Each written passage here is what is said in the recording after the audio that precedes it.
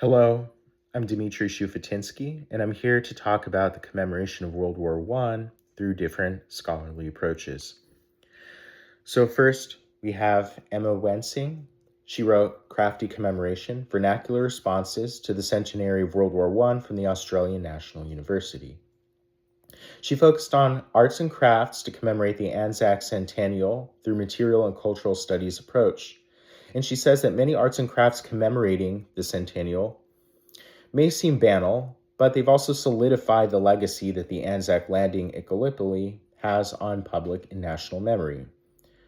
Where Wensing does take a problem to this approach is that it solidifies the legend of Anzacs through a very masculine and Anglo-Australian identity, which could marginalize others. But on the other hand, arts and crafts have solidified Anzac in the public memory nationally.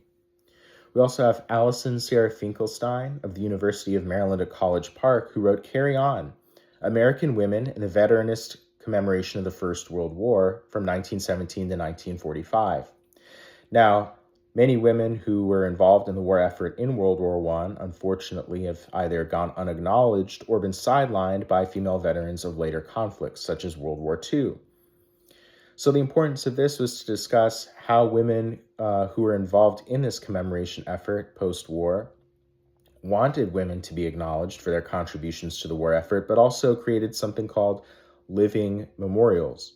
Basically, these were shared spaces to host events that could benefit veterans' causes. And it did end up setting the stage for wider societal recognition of the female contributions to our country's war effort. Then we have Joan Beaumont with her article, The Politics of a Centenary, Australia's Commemoration of the First World War, which was published in the Australian Journal of Political Science. And she wrote that due to the end of the Cold War and the rise of technology, along with the passage of time, meaning that more veterans of the World Wars and the Holocaust survivors are dying off, more people are willing to share their information that they have from their families to archives or to historians.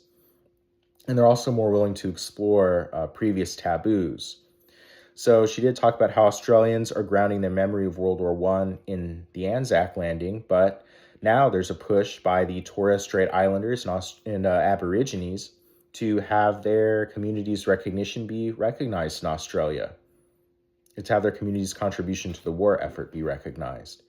Meanwhile, in the United States, because we were not involved as heavily in World War I and with fewer casualties than other combatants, World War I is thought more of as a European war and not as widely commemorated as World War II, where we were involved for far longer and took heavier losses, and also which has a easier binary for many to navigate between good and evil and cemented us as a global superpower. Germany has also, for similar reasons, struggled with remembering World War I due to the subsequent rise of the Nazis and World War II overshadowing what happened to them in the war.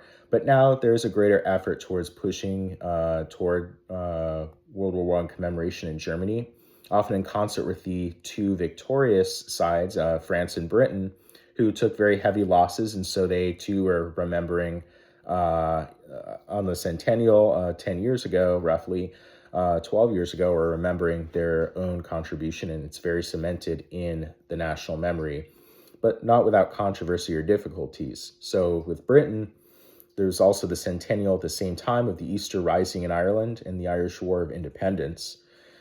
And with France, Marshal Pétain, who was a hero of World War I, of course, collaborated with the Nazis in the Second World War. So there's a lot of controversy there. But Edward M. Spears wrote also the British Centennial Commemoration of the First World War and discussed how there was a widespread British government and local government effort at remembering World War I on its 100th anniversary. So there's a lot of funding for different events, a lot of advertisements put out, but there's also a lot of discussion for how to remember the war. Now, some scholars and researchers wanted a more academic approach since there was so much more information that was available from scholars and their writings.